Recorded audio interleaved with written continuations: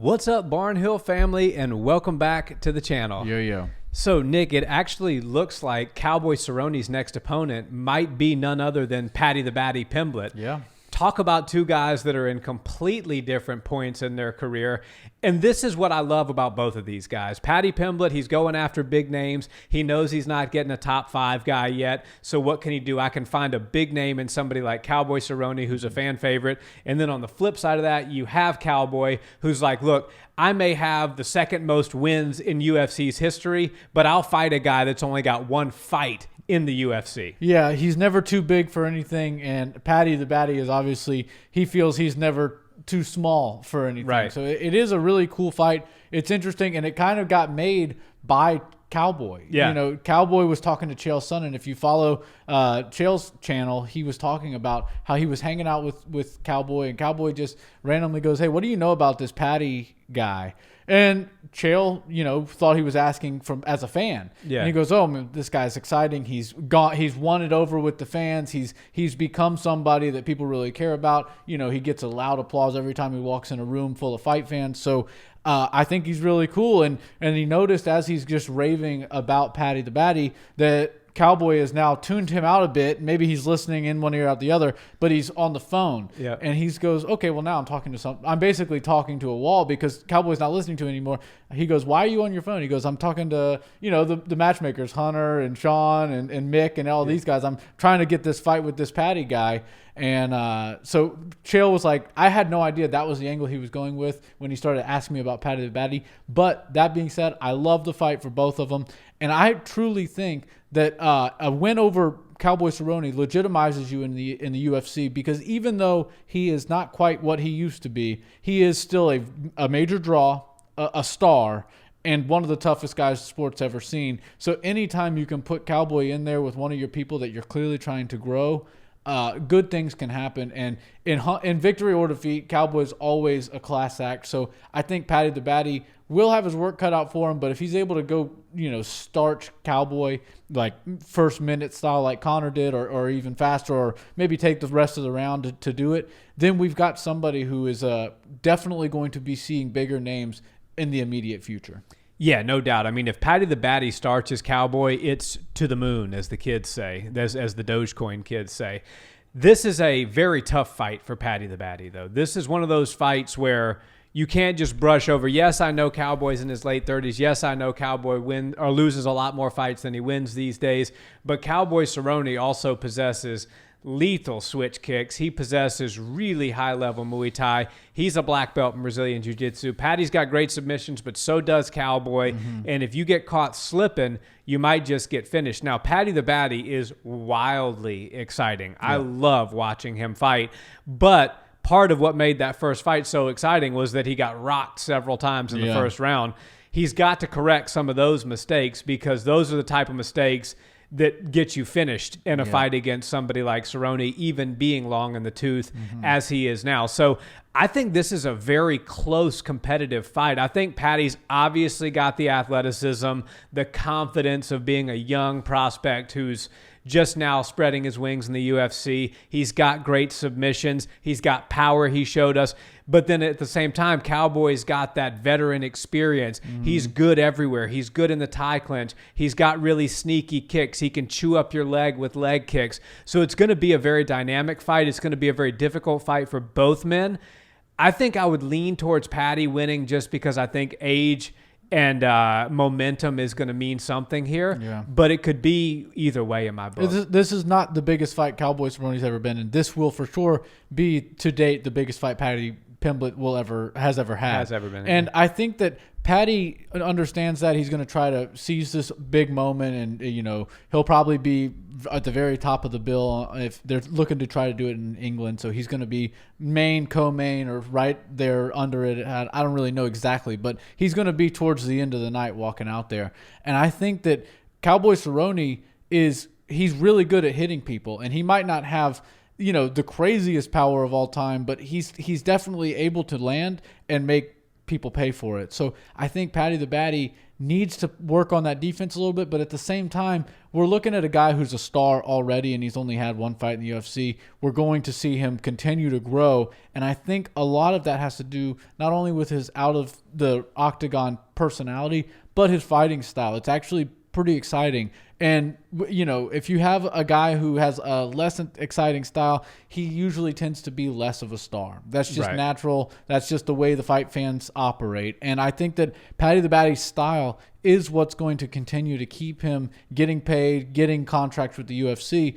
And I honestly think that 5 years from now, we might not be seeing Paddy the Baddy become a UFC champion. I think if you take a list of all of the hottest prospects right now, O'Malley, Chimaev, Paddy the Baddy, you know, those are the guys. The big names. Paddy maybe is Ian Gary. You could maybe throw him in there with the but even still, the really big ones. I think that the least chance to become a UFC champion is Paddy the Baddy. I don't think that he has near the chance that Sean O'Malley does or Khamzat Chimaev, but he does have the potential to be a very exciting cash cow for the UFC.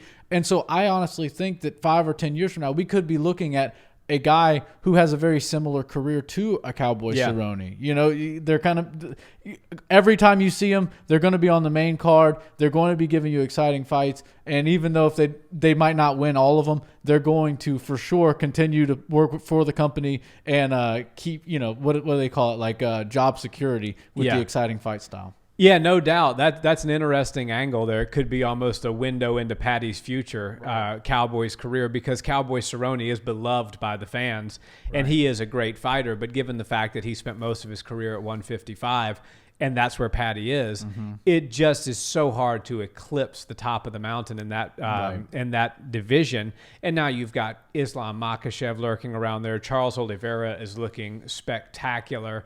You've got Rafael Fiziev, who's only 28 years old. Khabib starting Eagle FC, who's going to start feeding more people like Islam into the division. Exactly. I mean, the 155 division is not going to get any easier. I actually think that Paddy's best bet at a belt might be at 145, and he spent a lot of time there, but now, I mean, he's ballooning up quite heavy in between fights, so I don't know if that's in the cards for him. But like you said, there's certain fighters that we just love no matter what, whether they become a champion or not, and Cowboy's one, and I think Paddy will be one.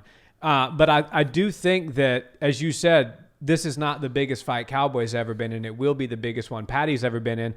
Paddy gets a roar from the crowd when he walks out, but likely he'll be in the blue corner, so he'll likely walk out first.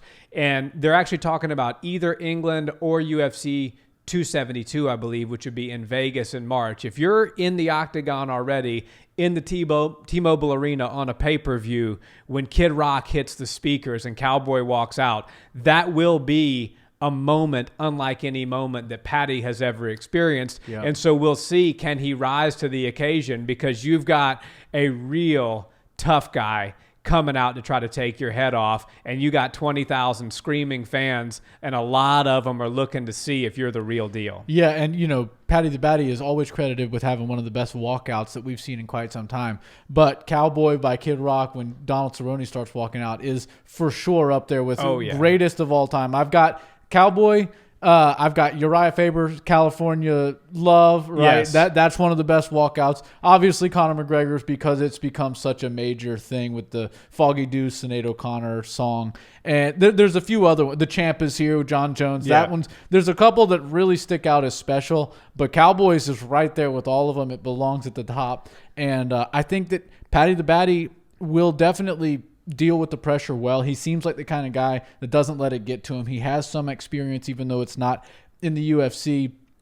I think we could see him moving forward and possibly getting a win over Cowboy Cerrone, which would do really well for his career. And then since they're both jiu-jitsu aces, I think that since Uncle Chael is always looking to do fun stuff, Eddie Bravo is always looking to do fun stuff, we could see these guys square up and do a jiu-jitsu or submission-only match later on in their career. I think that'd be a lot of fun. We just saw Cowboy go with Craig Jones, which was pretty fun, in combat jiu-jitsu. That was cool, yeah. So I'd love to see them square off with each other maybe a couple different ways. But MMA is for sure the most significant, the most important, and I can't wait for that fight if it happens. Me either. Honorable mention on the walkouts, just because I'm such a TJ Dillashaw fan. Can't Stop by the Red Hot Chili Peppers is a very good walkout song. Kind of builds to a nice crescendo.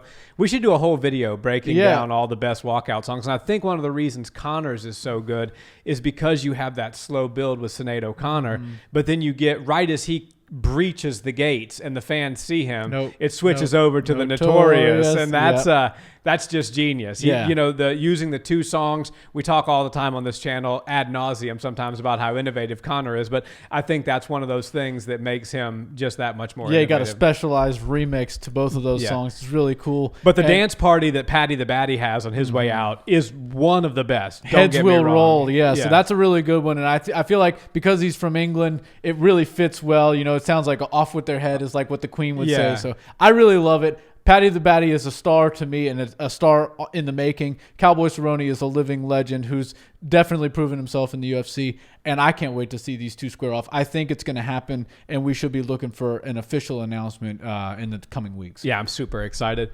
Guys, thanks so much for watching this video. Let us know, do you think this is a good fight for Paddy the Baddy to build his name off of, or can the veteran take him out of there and steal some of that hype? We always love chatting with you guys in the comments. If you like things MMA related, combat sports related, and haven't subscribed yet, we always appreciate a subscription to the channel. And guys, have a wonderful day. We'll see you next time. Peace.